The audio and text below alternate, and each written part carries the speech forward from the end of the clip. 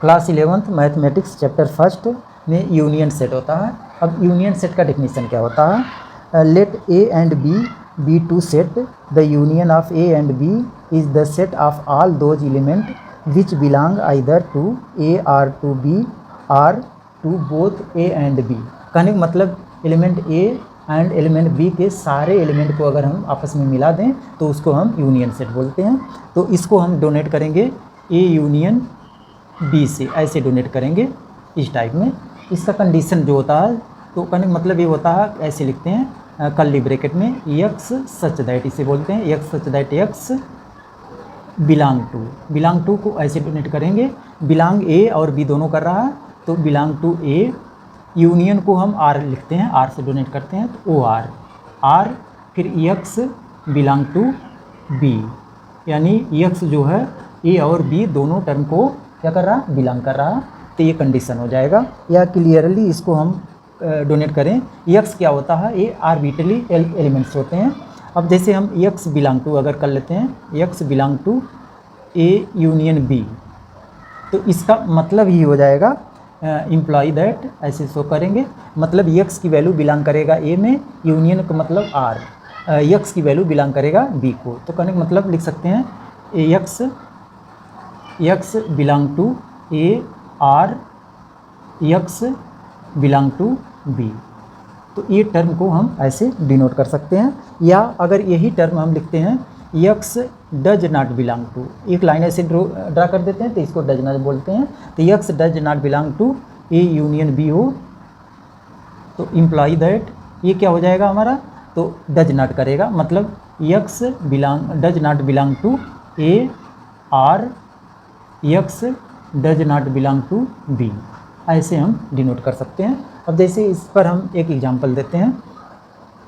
यहाँ पर एलिमेंट हम ए की वैल्यू ले लेते हैं, ए इक्वल टू मान लेते हैं कर्ली ब्रैकेट में 1 2 3 एंड बी की वैल्यू ले लेते हैं, एंड बी इक्वल टू इसकी वैल्यू लेते हैं 1 3 5 7, ये वैल्यू ले लिए। तो अब देखिए यहाँ पर इसमें हमको यूनियन फाइंड करना है, ए यूनियन बी फाइंड करना है। तो हम क्या बताए थे, ए और बी के सारे एलिमेंट लेते हैं, लेकिन तो जो रिपीट दोनों में जो मिल रहा है उसको 1 टाइम्स ही लिया जाएगा।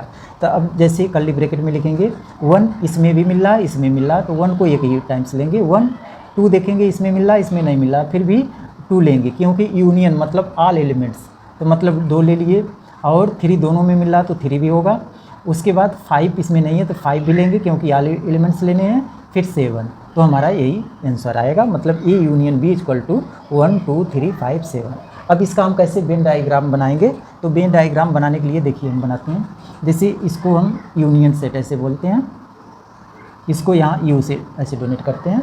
तो अब यहाँ दो सेट हैं ए और बी, तो हम ए यहाँ पर ले लिए और बी ए टर्म ले लिए, मतलब ये ए है और ये बी है। तो अब देखिए ए में कितने एलिमेंट थे, हम लिए थे 1 2 3, मतलब कॉमन में कौन कौन से मिल रहे थे, 1 दोनों में कॉमन है और 3 दोनों में कॉमन है।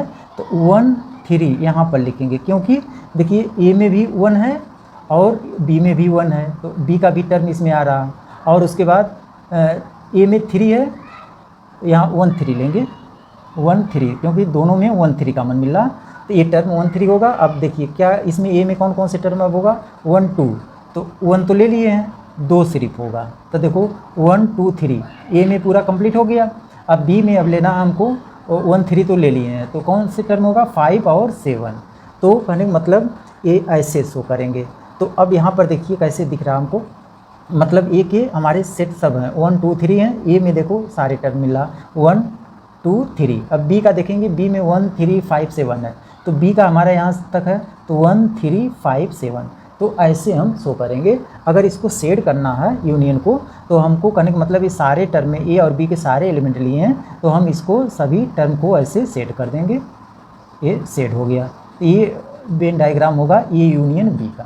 तो यहाँ लिखेंगे ए यूनियन बी का।